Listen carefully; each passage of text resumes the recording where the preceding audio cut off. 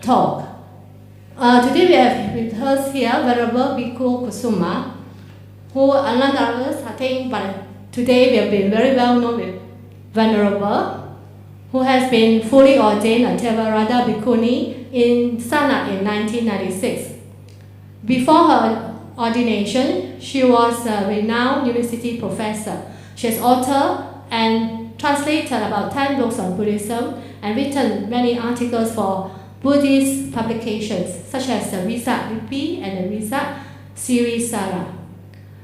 Venerable has been a keen meditator. Her master's thesis for postgraduate in Buddhism was on Sati in Buddhist meditation, and her PhD thesis was on the Bhikkhuni Vinaya. Venerable has been on here under the K. Sri Dhammananda lecture series. Today Venerable will be touching on the topic Buddha, the first gold green messenger. As we know that every day when you open a newspaper, there's always this green program, gold green program. Okay, I love the environment friendly campaign we have been having now. It has been said that it's more than 2,500 years ago, our greatest teacher, the Buddha, has been practicing this, but yet up till now, we still say we need to take care of the environment. Look around us. Destructions has been done by us ourselves, men. Yet we did not take heed. What has been taught to us by our greatest teacher, the Buddha? So today, Venerable will be sharing with us what our teacher has taught us more than 2,500 years ago. Venerable, I pass the mic to you. Thank you. To observe the 5 precepts, we chant Namo Tassa. Namo Tassa Bhagavato Arahato Samma Sambuddhassa. Namo Tassa Bhagavato Arahato Samma Sambuddhassa. Namo Tassa Bhagavato Arahato Samma Sambuddhassa. Buddham Saranam Gacchami. Dhammam Saranam Gacchami. Sangham Saranam Gacchami. Dutiyampi Buddham Saranam Gacchami. Dutiyampi Dhammam Saranam Gacchami. Dutiyampi Sangham Saranam Gacchami. Tatiyampi Buddham Saranam Gacchami. Tatiyampi Dhammam Saranam Gacchami. Tatiyampi Sangham Saranam Gacchami. Panatipata Veramani Sikkhapadam. Say Adinadana Veramani adang kamesu piccācara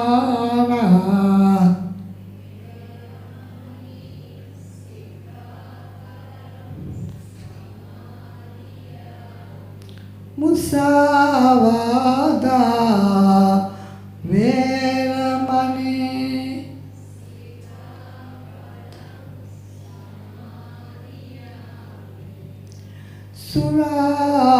surāmeraya majjapamādaṭṭāna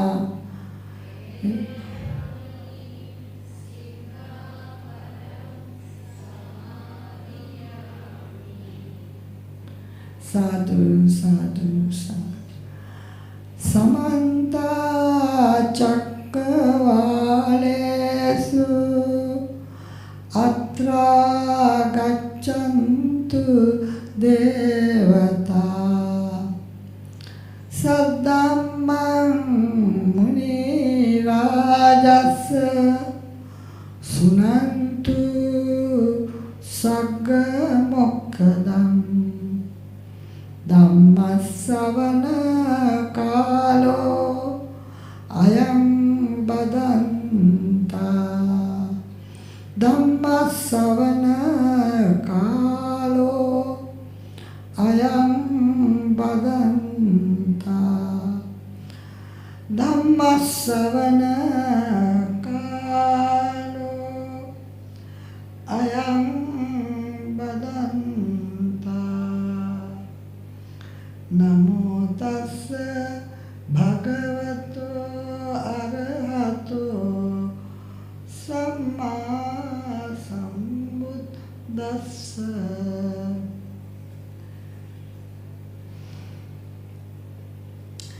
Today, the topic for today is the Buddha is the first go-green messenger.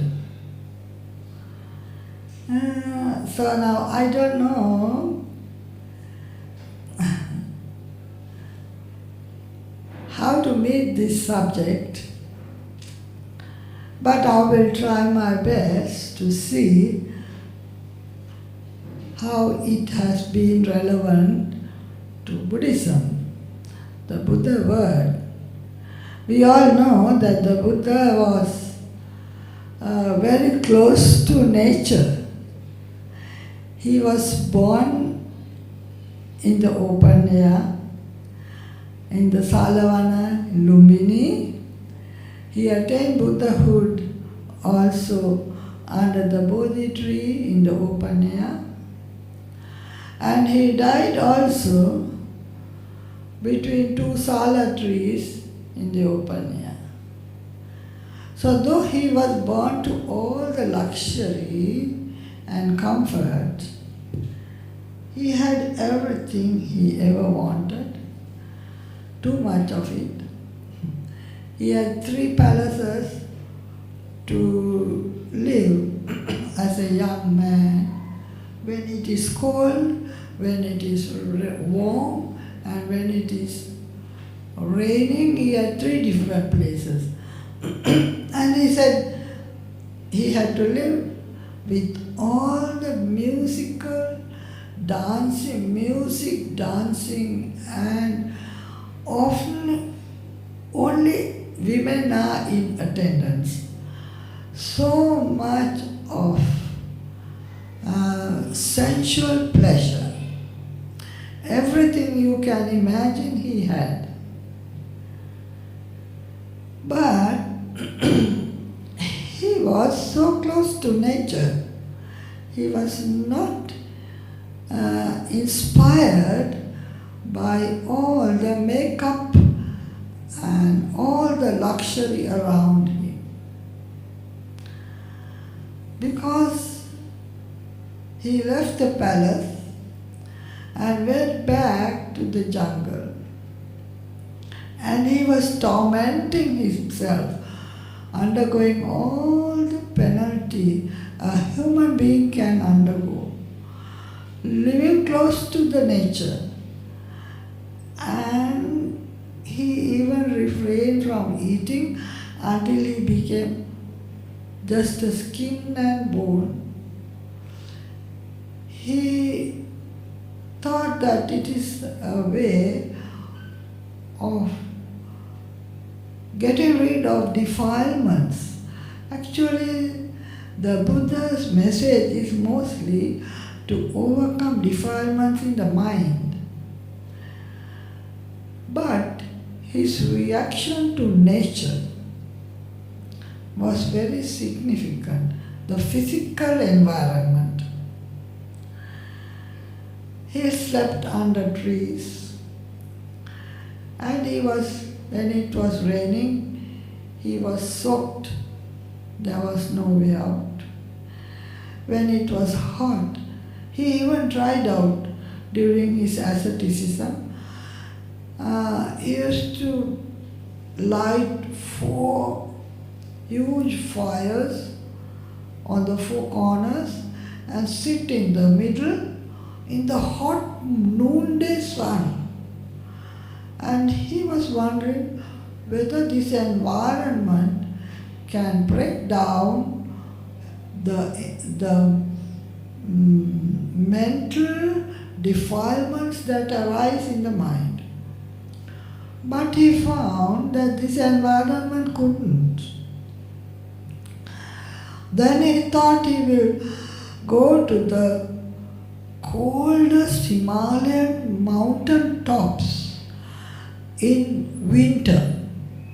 And then on top of the mountain he used to stay, and is covered with snow. And then he thought, is this environment right for me? Because his defilements in the mind did not reduce. It became even more difficult. It became more difficult to stay with the defilement, to get rid of the defilement. Defilements became more. The heat and the cold and the outside environment didn't make him any better. Then he refrained from eating, and then he tried all kinds of things because he thought the environment and the physical body are the problem to the mental defilements. But finally, after 6 years of penance like this, he gave up because he realized that you cannot have extremes of anything of any kind. That's what we have to learn. Anta means the extreme. Upo anta anupagamma. Don't go into extreme of sensual pleasure or extreme of self-mortification. Don't give so much pain and suffering to the body, nor give so much pleasure and sensory stimulation. He said that both are extremes, and that's in the first Dhammacakkappavattana Sutra. He said, don't go into extremes. So now, that is a hint for us to know, just because things are available, that we should not utilize them in the improper way. So if you utilize them to extreme, you become worse and worse mentally and physically. Now we know, even in the present day, how relevant it is. The extreme of sensual pleasure has come down with AIDS and all the excesses and materialism that has engulfed the world.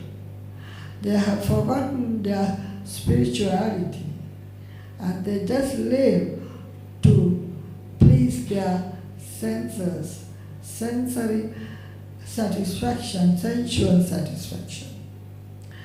And that has ended up with AIDS and things like that, unimaginable problems. The power hungry, the war, all of it. Then on the other side, denial of sensual pleasure, denial of happiness and mental satisfaction has ended up with terrorism and anger and hatred. So even today it is very relevant. If you deny all the sensual pleasure, you end up becoming revolting against nature, and then you end up becoming a terrorist, and violence and hatred and anger. And again the mind gets completely out of control. So even today we find excesses are going to give too much trouble. Excess sensual pleasure and no sensual pleasure. So the Buddha said, go and have just enough. Just because there is food, don't eat too much. Just because there is so much to see in the TV and all the senses that stimulate our thoughts and our eyes, they stimulate our minds to sound, sights, computer, TV, advertisements, and so much in the environment. And the environmental pollution, also the high-tech and scientific research, and all of it has ended up in global warming and all kinds of disaster, and then the icebergs are melting and the water level, sea level is rising, and we have extreme temperatures, floods, earthquakes, and fire, where it's extremely hot and you get bushfires. All these things are because of this consumption, especially the consumption of the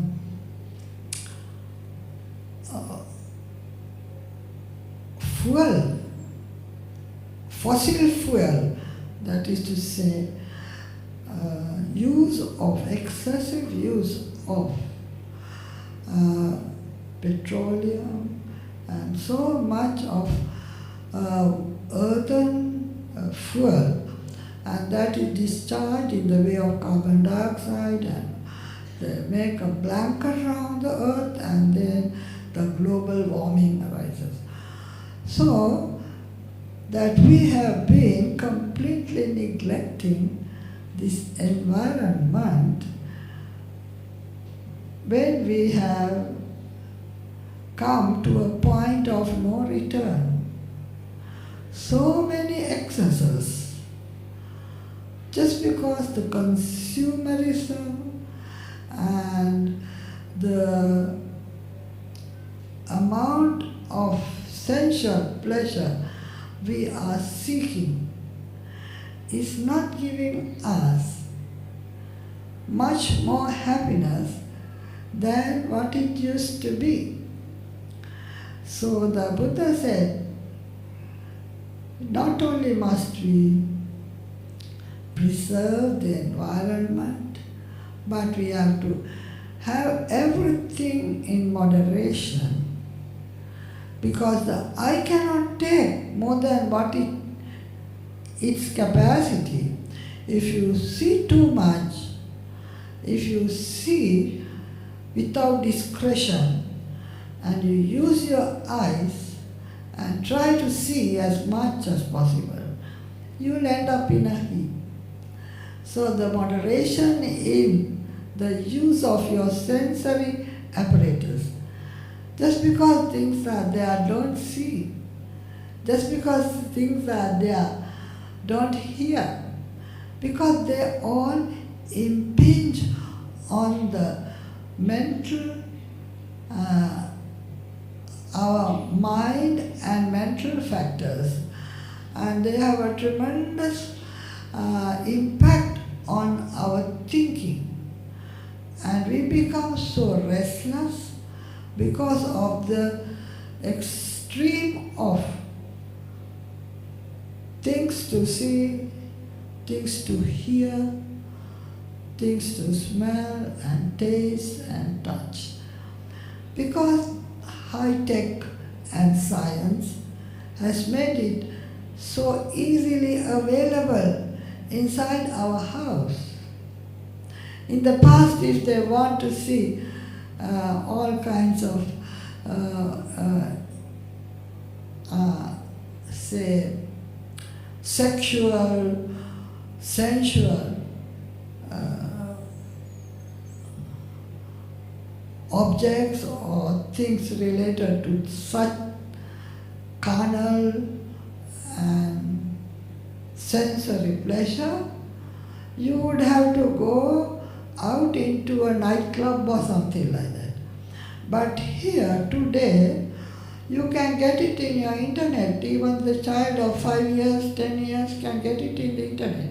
The worst kind of terrorism on one side, the worst kind of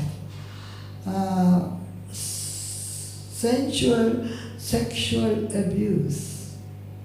So what the Buddha said was not to abuse the senses, our sensory system, which is limited in its scope.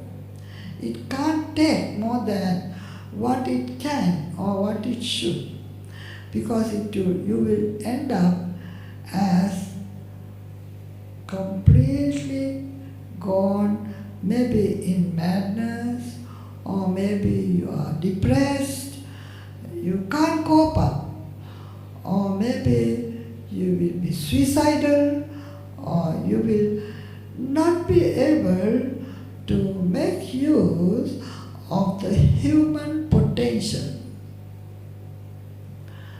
So now the world is inundated, and it has come to our doorstep, inside our house. So we have no escape, children have no escape. And children come into the world not knowing anything. And the only thing they get to know is this violence and sensual pleasure that is in its extreme as displayed in their own house over the mass media. Or then movement is so easy, we go from place to place. But in the time of the Buddha, there was no traffic, no going from one place to another. They lived a very sedentary life, but they were self-contained, self-reliant, and everyone knew each other, and they lived in amity and concord. The majority were good. Only a few people who are not good, they couldn't exist in that environment because everyone knew each other. You couldn't do any secretive exploitation. But today, in a switch, you can find exploitation to the highest. Women are exploited, children are exploited. The good and noble people are exploited. I suppose the bad people somehow escape. They know they are, they know the world. But the innocent people are victimized. But in the past, they were all protected. The children were protected by the entire community. Women were protected by the entire community. There was a woman in Sri Lanka, they say, can carry a gem. A beautiful woman, say, a beauty queen. She can carry a precious gem and walk from from down below from one end of Sri Lanka to the other end, from the north to the south or south to the north. She can go alone. Nobody will harass her, nobody will touch her. So you can imagine how the women were emancipated and how happy they were. They were so free to go about. The men were free, nobody will touch. But they were very honest and good and the quality. And they preserved the environment automatically. There was no special need to preserve the environment. But now the excesses are such. So much of pollution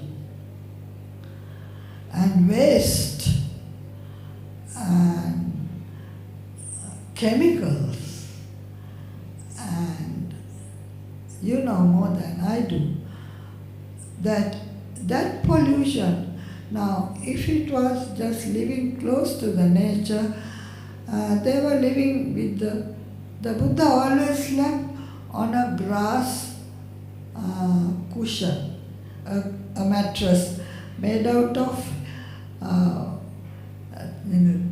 reeds or made out of dry grass or maybe hay or something, things like that. And he sat on some grass. They spread the grass and sit on that. So this Go Green Messenger was very relevant in the sense there were no plastic,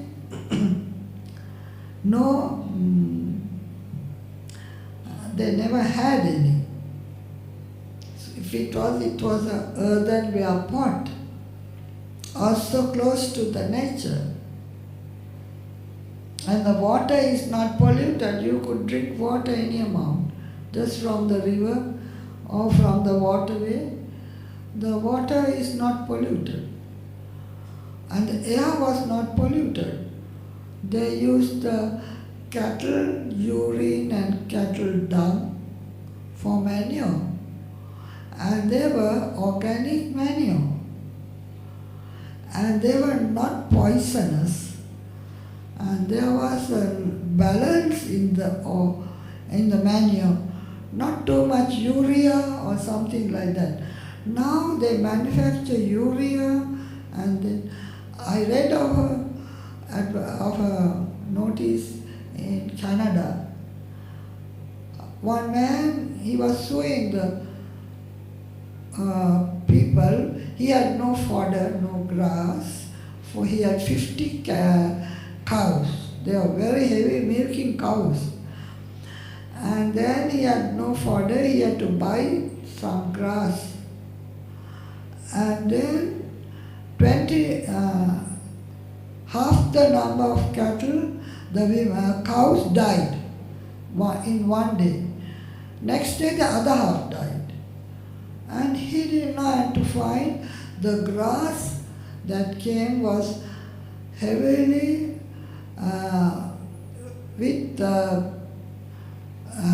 they had used fertilizer, and that fertilizer was heavy with urea. And urea poisoning was the cause for the death of these animals. So we don't know when it becomes commercialized. They only want to sell their product, and then we have to virtually eat poisonous things, breathe poisonous air, see poisonous things that disturb the mind. They are poison to the eye because they keep you thinking either into violence or you thinking into extreme sensual pleasure. Because what you see disturbs your mind, and especially with the new generation, they don't know of any other life. They think this is life. 5-year-old, they will see this and they think this is normal and this is life. So the world as you see today has gone and been going around in a clockwise. It has got wound up, and it is very necessary that we have to unwind this if you want to exist. So that is what they mean by go green, and the Buddha was the go green messenger. But the Buddha had not this kind of environment to deal with. So it was easy. Everybody lived close to nature. The Buddha never wore slippers. He went bare feet. None of us can. And he could walk 20 miles. It was nothing. They were physically fit. Now the environment and everything has made us physically unfit. We want all the gadgets and even the calculator. We don't know now how to add 2 and 2. We want the calculator. But those days they held everything in their memory. So actually the worth of the human mind and the human body is now not so necessary. There are huge machinery to do all the work, and the human body is of no use.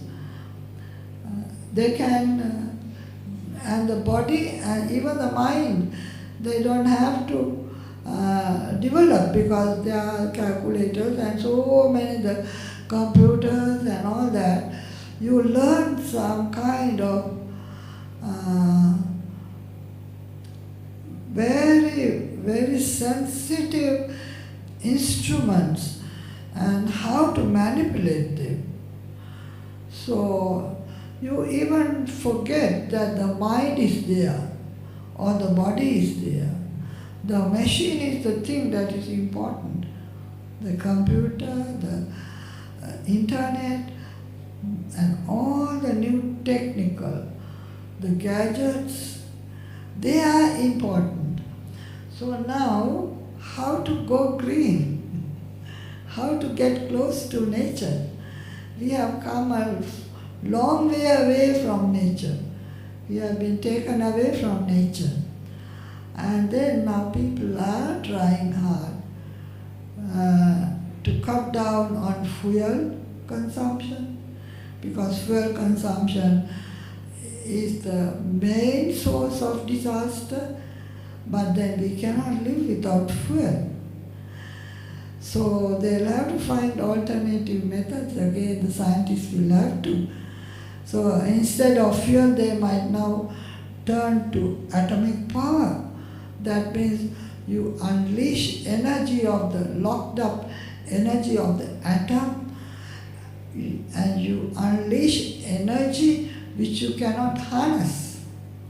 And there will be, once you release the energy of the atom, that means the atomic dust cannot be in the wrong hands. It can be virtually a disaster. Even how much you control, there can be atomic pollution.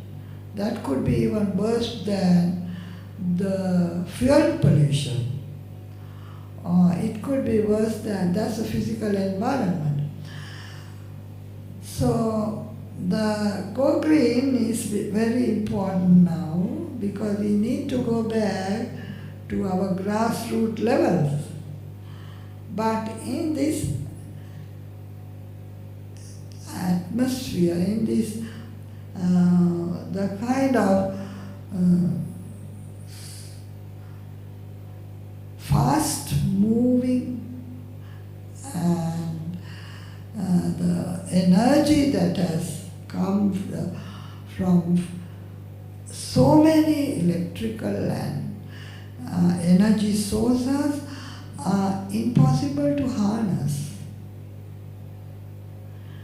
So at the end of the day, you find all these things of the environment have a strong influence in our mental makeup. So the mind is always agitated, restless, and especially the children. They even don't know what is good or bad. They don't know what is in excess. They don't know what is moderation. They don't know that our body is limited in its scope. The eyes are limited. The ears are limited. The body is limited. So just because the environment has this availability, that we should not take it, that is something for us to think about, because now we can't change the environment.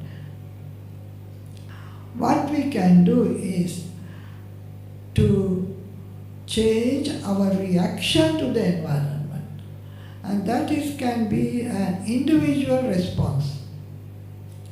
So there are things to see but you don't see. There are things to hear but you don't want to hear. You want to hear what is of use to you. You don't want to hear useless things. You don't want to see useless things.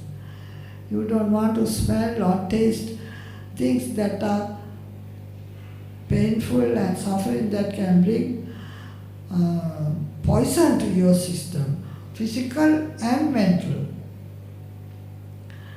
So, how to escape from the environment is what I would mean. I would say is go green. Because the environment is so much forcing us to react. How to escape reacting to this environment, especially children and ignorant people. The Dhamma points the way. That's where it is important.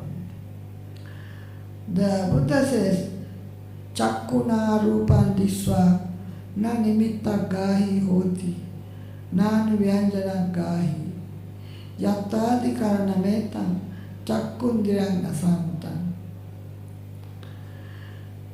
Then the Buddha says, having seen a form with the eye, na nimitta gahi hoti, don't see it with intense delight, good. You see the eye, you see the face, you see the hair, you see the walk, you see the beauty, and then when we see, the Buddha says, it's only a sight, let go. Don't go into the details of what you see and become involved with what it is. So you become a slave and a victim to the sight. So the sight is going to disturb your mental makeup. Having heard a sound, be restrained in your hearing. Don't take people are abusing you, scolding you. And the newspapers, so many things that come and they bug you. So when you hear, don't hear all the details of that unsavory talk. Just let go, sound, sound, sound. Don't absorb it. Don't accept it. So the only way we can respond to the environment is by not accepting it. You can't change the environment, it has gone beyond change. So that way, there is a kind of, for the person who knows, for the person who is in the Dhamma, the person who has meditation, such a person can escape even from the worst environment by not accepting, not entertaining, not wanting unnecessary sights, unnecessary sounds, unnecessary smells, taste and touch. So you take in only what you want. That is a way out. So whether we can combat this go green is another problem. I think if we all get together, this go green is a good idea. For instance, sometime maybe 20, 30 years ago, people were smoking. Everywhere they were smoking. But then they had a massive public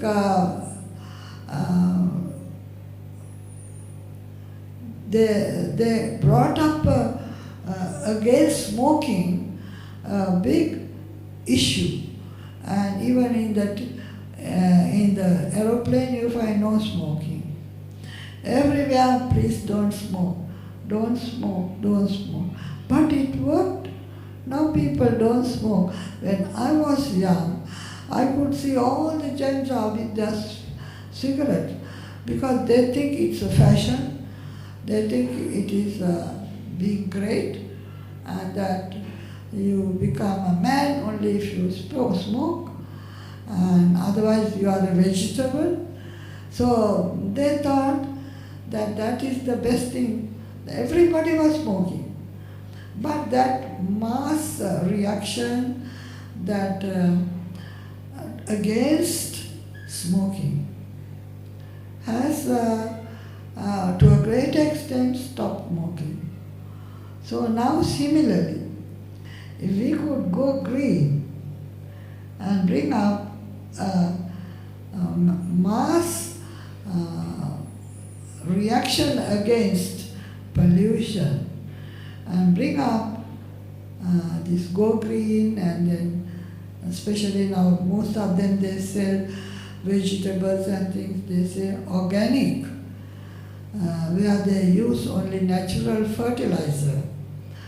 And maybe it will take time, but that can up to a point change this winding, it is wound in this direction. So we have to wind it in the opposite direction. So I suppose every one of us have a responsibility to go green, so that the air is not polluted, that the earth is not polluted, that the water is not polluted, and the seasons, and even floods and bushfires and tsunami, all these things happen because the atmosphere is disturbed. Rain, drought, and the normal, natural, seasonal changes don't occur. So, as far as the Buddha was, Buddha always said, don't go into extremes, live comfortably. Once one of the Devadatta, he brought up this story, may all monks must refrain from eating meat and animal food, fish and meat. and that all, and the Buddha said, he brought up 5 points, and he said, all monks must refrain from living in temples and, made up monasteries. They must go under the tree, all monks. And the Buddha didn't like that. He said that's an extreme. Those who don't want to eat meat and flesh, they may not. But the Buddha said, be moderate. If you go on Pindapat, you go begging for alms. So whatever that falls into your bowl, you need to eat. You can't pick and choose. Only there, Buddha said, don't go hunting, don't go killing, but eat what is available. And for that fish also, he said there are so many ways that even the meat and the fish that is consumed can be not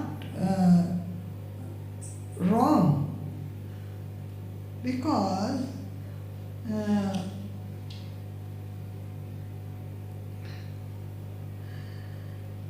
if you have not seen the animal being killed, and you have not even heard that the animal has been killed for you, and you have no doubt that this meat is specifically killed for you, then you can eat whatever is given. But if you see the animal being killed for you, or if you hear that animal has been killed for you, and if you have a doubt that this flesh has been killed specifically for you, then he said, don't eat that. So that is how he solved the problem. And he said, because in killing, the man makes so much unwholesome thoughts and deeds. As soon as you say, go and bring that animal for slaughter, his mind is so polluted with greed, hatred and ignorance. So that's the first thing. Then somebody brings that animal, drawing him and bringing him into the slaughter. Then also, the man makes a grievous, unwholesome act, giving pain and suffering to the animal. Then, when he gives the order to kill, again his mind is polluted with the order, now kill this. And then, when the animal is killed, again there is so much pain and suffering for the animal, and also anger and for the man who gives the order also is with unwholesome in his thinking. So in this way, he has killed an animal that is not suitable to be given as a dana or as a gift to monks who are innocent. The monks never wanted it killed, but he has done this, and he has given some food that is unpalatable, unsuitable for monks, because they have been killed specifically for the monk. So by doing this man gets more unwholesome he gets no merit, but he makes bad, wholesome, unwholesome karma. So giving that kind of thing is not giving wholesome, good food, but he is creating so much unwholesome thoughts in his mind, and therefore he gets no merit. So many times the Buddha says, but if it is a question of eating that some food that you even don't know how it came, then the monk is allowed. But there is one restriction, that when you eat meat, the Buddha said not to eat horse flesh and elephant flesh. That was merely because the horse and the elephant were used by royalty and everybody as their vehicle for war and their modes of transport. But they cut cows, there were cow butchers. Everywhere there were cow butchers. The Buddha refers to it also. Just like a cow butcher who cuts up all the flesh and puts it into pieces. These are bones, this is flesh, this is the liver, this is the heart, and then he makes a different pieces and sells them to the public. The Buddha says, just like that, you better dissect your own body and see the inside of your body. When you see the heart, remember your heart is also something like that. When you see the liver, remember your liver is also something like that. When you see the brain, see your brain is also something like that. When you see the bones, see your bones are also like that. So the Buddha gave it a fine twist.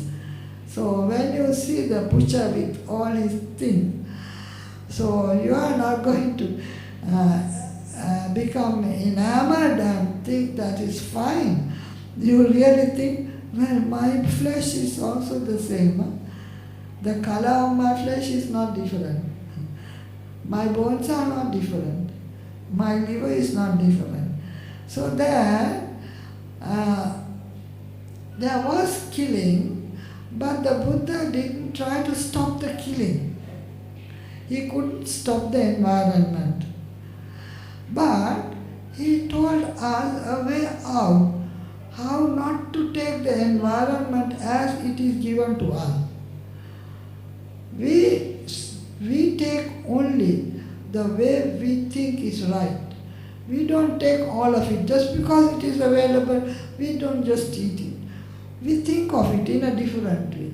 So our minds and bodies are structured to not to be involved with the environment. It is there, but you don't have to take it. So people can scold you, you don't have to take it. If you take it, it becomes a problem. Just because the environment is there and it is giving you everything through the internet and all these things, you don't have to take it. There are some people who read the newspaper from beginning to end. You don't have to read. And then you read and then you get so angry, somebody 1,000 miles away has done some crime and you get angry. Or you see in the TV some big crime somewhere and you get upset. So just because it is there, you don't have to. Be wary. Take only what is necessary and good for you. Don't take everything just as it comes. So you have to pick and choose. And it is a great difficult thing how to teach the children to pick and choose. They are so well structured, the advertisements, to snare you, deceive you into thinking this the best drink, nothing else. And then you get addicted to that drink and nothing else will satisfy you. So these are tricks of the trade for which we have to learn how not to become victimized. And there's so much more to say, I even don't know. But the Buddha was living close to nature, and that was not difficult at that time. But living close to nature now is difficult because of the environmental pollution and because of the global situation. And those days, it is said in our books, people didn't have locks to their doors. The door, they didn't lock the room, the house in the night. There was no need. There was nobody who is robbing, nobody who is misconducting. So that was the golden age when Buddhism was practiced, and it could be because the majority practiced the Buddhism. Now the majority don't practice and the majority don't know Buddhism. It's only a small pocket, a minority pocket, that even knows Buddhism or is practicing Buddhism. So, but we have to make a start with the individual, with the family environment, with the close relations and friends, and little by little it can spread out. So, I'm sure here in Malaysia, those who are Buddhists and who are really conducting can make a change to your country, to your environment. So if each of us will be an example to the whole world. So Malaysia might become an example how Buddhism can be practiced, how Go Green policy can be practiced, living with nature can be practiced, not going into extremes of self-torture and denial, or not going into extremes of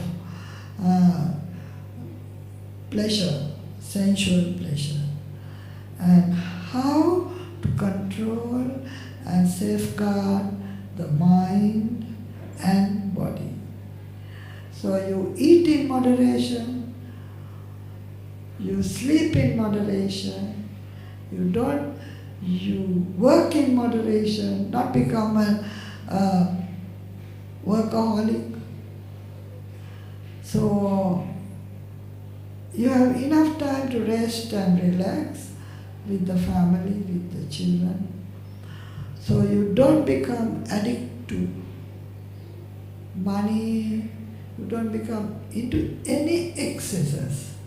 So the proper balance must be maintained. So I don't know whether there's so much more to say, I even don't know, it's such a diffuse subject. So that is exactly what the Buddha spoke about. To be close to nature, do everything in moderation. Don't take things just because they are given. Don't be fooled by the outside. Don't expose yourself to the internet and all these things that bring so much suffering. And to live with the nature. So maybe we have about 5 minutes or 10 to, maybe you have many questions to ask.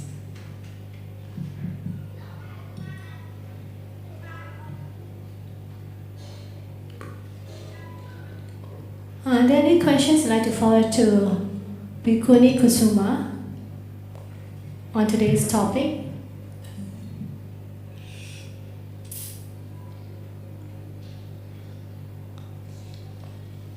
So everyone is very clear about the what Bhikkhuni Kusuma has tell us about the Go Green message to live with the environment. If there's no question, then I would like to do a roundup. Bhikkhuni Kusuma has informed us that